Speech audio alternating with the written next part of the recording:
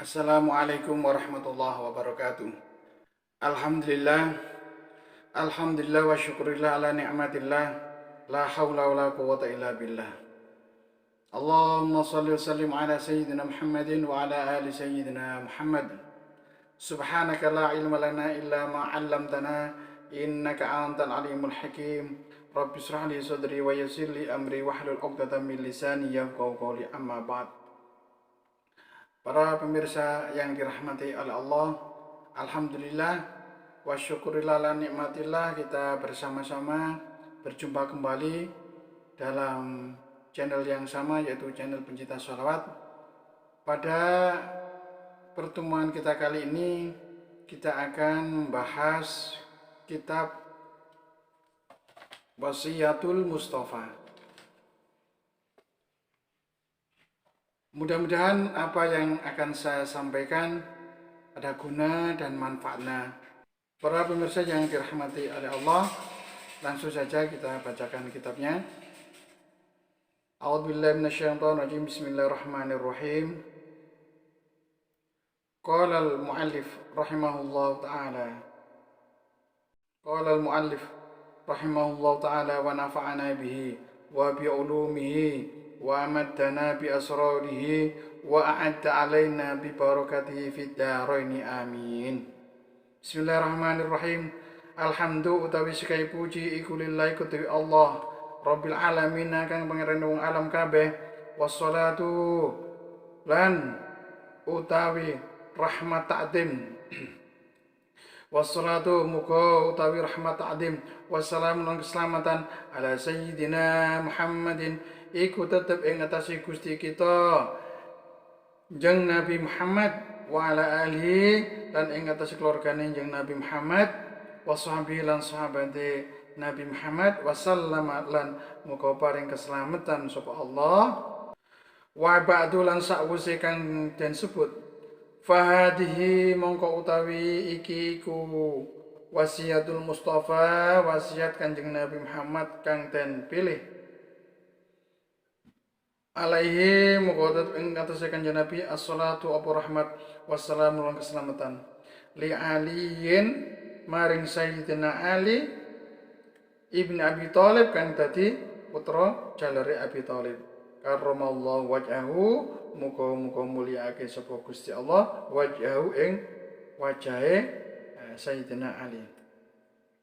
Para pemirsa yang dirahmati oleh Allah, setiap para pengarang kitab, ya, para musonef, mu'alif, setiap mengarang kitab mereka itu mesti diawali dengan pujian dumateng Allah Subhanahu wa taala. Ini menunjukkan bahwasanya mereka itu sangat-sangat tawadhu.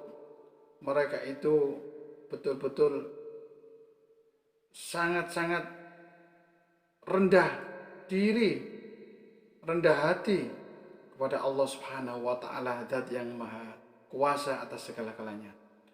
Meskipun ilmu mereka itu sangat luas, akan tetapi sikapnya terhadap Allahnya, terhadap Tuhannya, mereka ini sangat-sangat tawadhu. Nah, ini menunjukkan dapat memberikan pelajaran kepada kita semuanya bahwasanya apa yang kita miliki, baik harta maupun ilmu maupun jabatan dan yang lain-lainnya, ataupun kesehatan, ya, semuanya ini kita harus senantiasa tetap mengucapkan puji syukur kepada Allah Subhanahu wa taala, senantiasa bersyukur kepada Allah. Dicontohkan para musonef, mu'alif, para pengarang kitab, penyusun kitab. Yang kedua, para musonef, mu'alif senantiasa mendoakan salawat dan salam tetap tercurahkan kepada junjungan kita Rasul Muhammad SAW. Ini merupakan sebuah keharusan orang-orang musonef, orang-orang mu'alif senantiasa tawadhu, senantiasa rendah hati, rendah diri kepada junjungan kita Rasulullah Muhammad sallallahu alaihi wasallam, Sayyidul Anbiya wal Mursalin. Para pemirsa yang dirahmati Allah, untuk mempersingkat waktu, langsung saja kita bacakan kitabnya. Kala ngendika Sayyidina Ali ta'ani nimbali ing ingsun sapa Rasulullah sallallahu alaihi wasallam, Gusti Rasulullah sallallahu alaihi wasallam, fa khalautu maka persepen sapa ingsun ma'ahu sartane Gusti Kanjeng Nabi. Suatu saat Rasulullah sallallahu alaihi wasallam memanggil Sayyidina Ali. Memanggil fi manzilihi ing dalem apa? Griyane Kanjeng Nabi. Manggil wonten daleme Kanjeng Nabi. Faqala maka ngucap Kanjeng Nabi li marang ingsun. Ya Ali, he Ali. Ya Ali, he Ali. Anta utawi sira minni saking ingsun. Biman zilati Harun min Musa. Ya Ali, he Ali, anta utawi sira minni saking ingsun. Biman zilati iku kelawan nggon-nggone Harun, Nabi Harun min Musa lan saking Nabi Musa. Alihi ing antase Kanjeng Nabi assalamu selamatan. Ghaira ing sakliyane annaus dene kelakuan la nabiyya ba'di iku ora ana nabi sakwuse ingsun. Suatu ketika Rasulullah niku manggil Sayyidina Ali wonten daleme. Nah, di dalam rumah Rasulullah tersebut tidak ada orang lain kecuali Rasulullah dan Sayyidina Ali. Di situ Rasulullah sallallahu alaihi wasallam berpesan kepada Ali, "Hei Ali, sesungguhnya aku dan engkau ini ibaratnya Harun, seperti Harun dan Musa.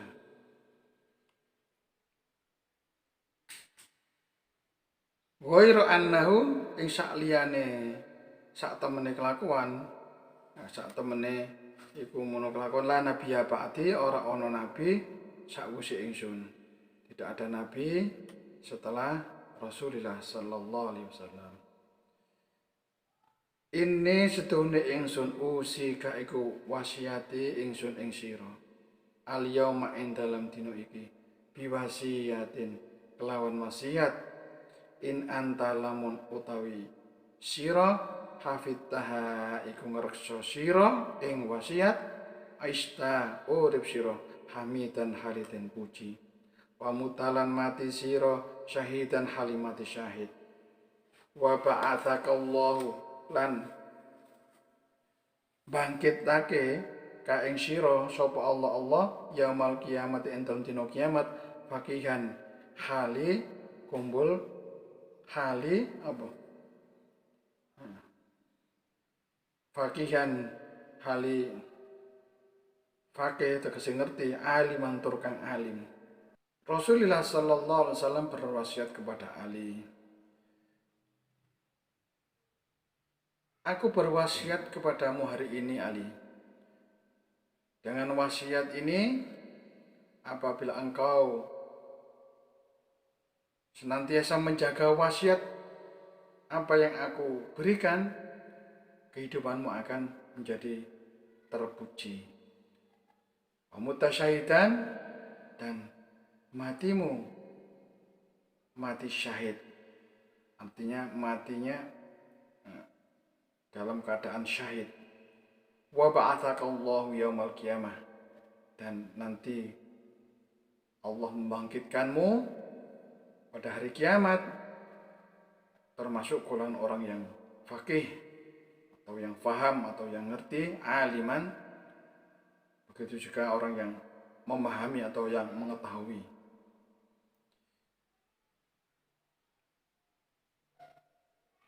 Ya Ali, hei Ali, man akalal halal, man utawi sapane wong akala mangan sapa man al halala ing perkara halal, sofa dinuhu moko bening apa dinuhu agamane man. Waraka lan tipis apa kalbu atine man. Tegas itu lembut ya. Artinya walam yakun lan ora ono li ta'awatihi iku tuwi pendungane ya wong hijaban opo aling-aling. Pesan Rasulullah sallallahu alaihi wasallam kepada Sayyidina Ali, hai Ali, barang siapa yang memakan makanan yang halal. Makanan yang halal ini pemirsa tidak hanya bentuknya, rupanya saja yang halal. Akan tetapi cara mencarinya juga halal. Dipandang dari makna apa? Jenisnya, makna dohirnya itu halal. Dan begitu juga maknawinya, artinya secara hukum makanan dan minuman itu dicari dengan jalan yang halal pula.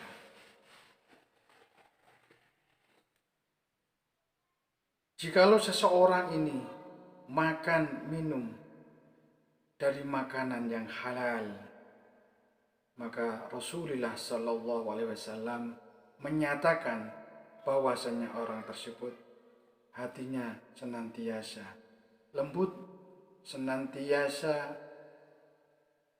ya mudah untuk diingatkan, mudah menerima nasihat, mudah menerima ilmu. Ini implikasi dari makanan yang halal. Dan bagi orang yang senantiasa makan minum dari makanan yang halal, doa-doanya tidak terhijab. Artinya doa-doanya dikabulkan oleh Allah Subhanahu wa taala. Para pemirsa yang dirahmati oleh Allah, pesan dan kesan dari Rasulullah Sallallahu Alaihi Wasallam kepada Sayyidina Ali ini merupakan pesan kepada kita semuanya, tidak hanya kepada Sayyidina Ali, tetapi hakikatnya adalah pesan kepada kita semuanya. Maka dari itu, para pemirsa, hendaklah kita berusaha semaksimal mungkin, sekuat tenaga di dalam kehidupan kita sehari-hari untuk senantiasa menjaga makan minum kita. Segala kebutuhan kita dipenuhi dari hal-hal yang halal. Baik dari jenisnya halal, juga cara mencarinya atau cara mendapatkannya itu dengan cara yang halal.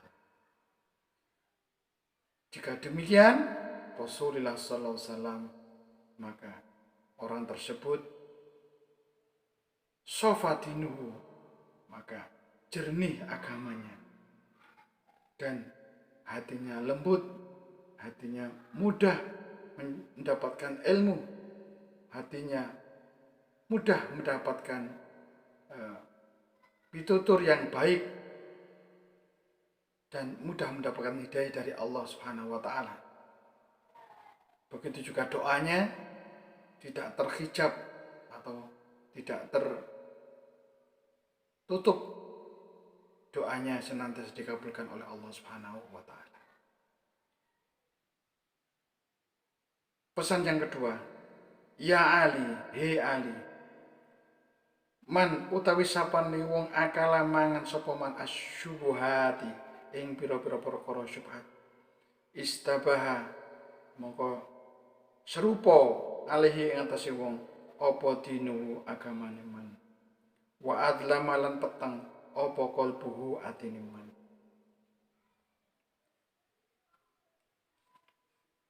Dilanjutkan lagi pesan yang kedua. Hai Ali, barang siapa yang makan subhat, artinya makan makanan yang tidak jelas halal haramnya, maka orang tersebut agamanya menjadi apa? Tidak jelas ya. Agamanya tidak jelas. Agamanya tidak betul-betul pakem terhadap satu agama, tetapi mirip-mirip. Artinya tidak jelas ya, seperti ini. Wa adlama, dan apabila orang itu suka makanan yang subhat, makanan yang tidak jelas hal haramnya, wa adlama qalbuhu, maka hatinya itu gelap. Nah, para pemirsa yang dirahmati oleh Allah, hati gelap ini tentunya tidak bisa memahami mana yang halal, mana yang haram. Dalam diri kita tadi ada dua mata. Mata yang langsung dapat melihat hal-hal yang dohir. Ini mata di dalam badan kita ini ya. Mata dohir yang melekat pada jisim kita. Tetapi ada mata batin. Mata batin itu adalah mata yang ada di dalam hati kita. Nah, seseorang yang makan makanan subhat, ya, makanan yang tidak jelas halal haramnya, ini makanan yang masuk ke dalam tubuh kita, di situ diolah di lambung menjadi nutrisi, maka tumbuh kembang dalam tubuh kita ini adalah apa? Tidak baik, yang mengakibatkan cara beragama yang tidak jelas, ya, tidak jelas nih. Boleh dikatakan kalau orang Jawa itu isuk dele sore tempe, ya, seperti itu. Dan orang yang selalu makan makanan haram ini, hatinya akan menjadi gelap ya. Adlama qalbu. Ya tentunya bahaya bagi kita semuanya ini. Maka dari itu para pemirsa, mudah-mudahan kita semuanya dapat menghindari dari makanan-makanan yang subhat. Dilanjutkan lagi kitabnya, waman lan utawi sapane wong akala mangan yoman al harama ing barang kang haram, mata moko mati apa qalbuhu atine man, wa khofa lan enteng apa dinu agamane wong, wa dhaufu lan apes yakinuhu apa keyakinane man, wa hajaballahu lan ngaling-ngalingi sapa Allah da'watahu ing pendungane wong, pakolat lan cetitik apa ibadatuhu ibadahe wong. Bahayanya makanan yang haram ini tadi adalah makanan yang subhat.